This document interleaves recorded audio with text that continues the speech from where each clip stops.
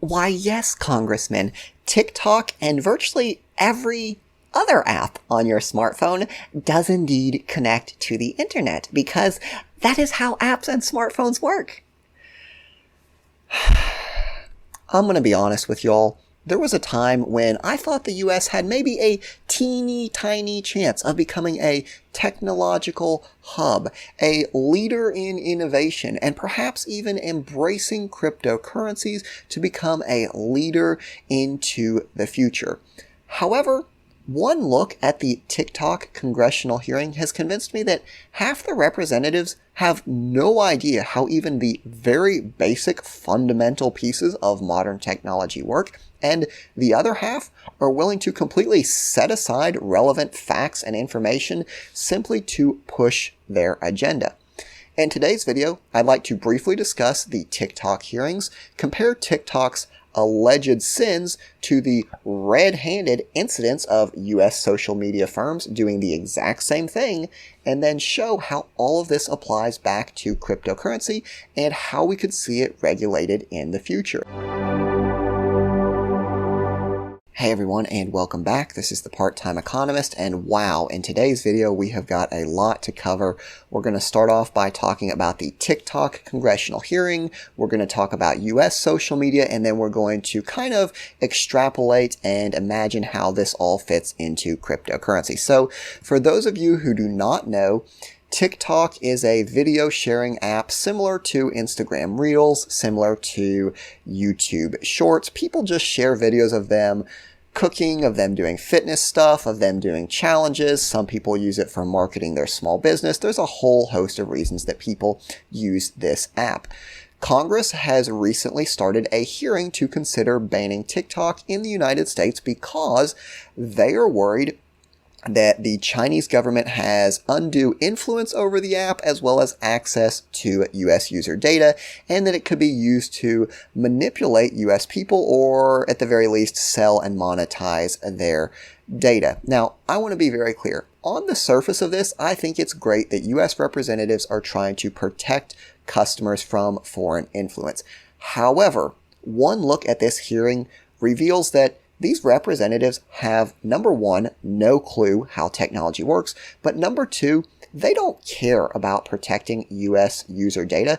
They are only concerned with preserving this power for themselves. So, if we actually look at the TikTok trial, the government is saying that China has access to this data, it can monetize it, it can do all these different things, it can manipulate US users. However, there is not a single word about Facebook doing the exact same thing, about all of these other US social media giants that have not just been suspected to be doing this, but literally caught red-handed doing everything, every single thing that they have accused TikTok of doing. So, Facebook selling user data without their consent, Facebook tracking users when they go on other sites, even if they're not using Facebook. We've all had this example, right? Where you're talking to your friends saying, hey, I want to go eat Italian, and what do you know? You're browsing through Facebook later and you get a advertisement for an Italian restaurant. Facebook tracks you not just on Facebook, but across other platforms as well. And not just even your digital existence. They literally track your physical location as well. So they don't care that US social media does this, right? If they truly wanted the US customers to be free from data harvesting, they would be going after everything, right? TikTok, Instagram, Facebook, Twitter, Reddit, right? They would be just going wholesale, clamping down on these companies, but they're not, because they don't care about this. This isn't about them protecting you. This is about them preserving the power for themselves. And I know the representatives that don't understand how the internet works, they've gotten a lot of attention, but I want to be clear. This isn't just one representative, right? This isn't just one person we're kind of poking fun at. Remember several years ago when Facebook was getting investigated and the representative was like, how do you sustain a business model where you don't charge people? And Mark Zuckerberg is like, Senator, we run ads. Like, just basic level, you can watch Mark Zuckerberg and he's like, how are you not getting this, right? And I want to be clear. Representatives, they have a lot to deal with. They're passing laws, they're investigating things. I don't expect them to be an expert. However, if you know that you have a hearing coming up, you should at least do a little bit of diligence, like basic preparation. I don't know, understanding that apps need to connect to the internet to work, right? The files aren't actually on the computer. You have to go through the internet to access them on a server somewhere. Basic stuff like that would really help their credibility. So I want to tie this all back to cryptocurrency and draw a comparison. If we look at how they're treating TikTok, they are doing two things. Number one, some of the reps, they just straight up don't understand technology. If they don't understand how the internet works, how an app on your cell phone works, they are definitely not going to understand Bitcoin, blockchain, decentralized autonomous organizations, right? They're going to be the people thinking that there are physical Bitcoins inside one of those Bitcoin ATMs, right? They're just not going to get it, so they're not going to be able to argue and articulate why we should adopt it. Now, on the flip side, we see TikTok getting criticized, not because it collects user data, but because it is a foreign entity that is supposedly doing it. Because it is interfering with the hegemony that US has over data collection, right? It's a competitor, so to speak. The exact same thing is going to apply to cryptocurrency because crypto is a competitor in the monetary sphere. So look at how they're treating TikTok. What are they doing? Anything that is perceived to be bad on TikTok, right? And again, these are just allegations.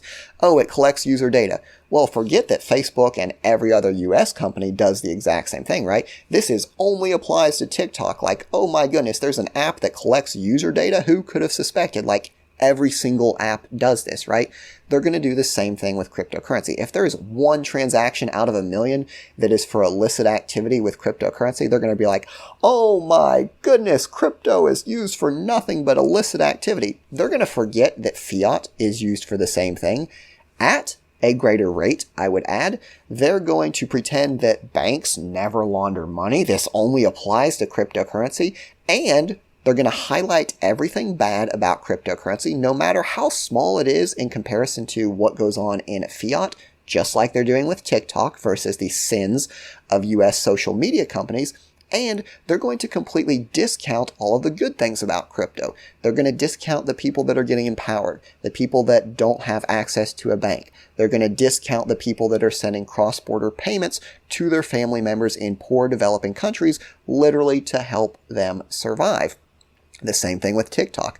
These people that are growing a small business that kind of use this to survive during the pandemic, they're going to pretend it doesn't exist. So I know this video was a little bit different than kind of my crypto or Splinterland stuff, but I thought it was very important to present two things. Number one, most of your representatives are not as up to speed on technology as you might think they are.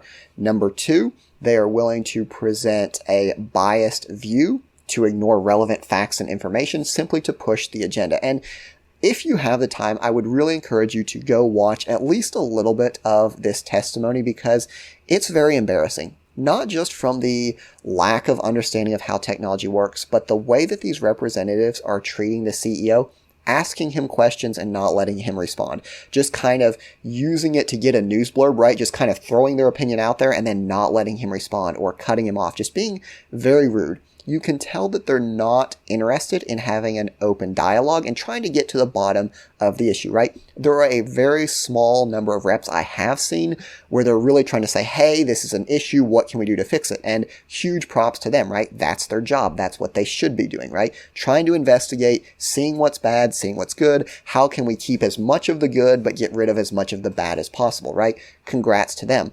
But they are getting drowned out by these people that are just going in there, just trying to throw their influence around and make a point without even listening, right? Just trying to advance a point. So I worry that something similar could happen to cryptocurrency because I see a lot of similarities, right? TikTok and crypto, they're both kind of new technology things that reps might not understand. They both pose a threat to US hegemony in one way or another, right? TikTok with regards to influence, data collection, crypto with regards to the monetary sphere. So I see a lot of corollaries there, but I don't know if I'm completely off base. I'm sure you all will let me know in the comments down below.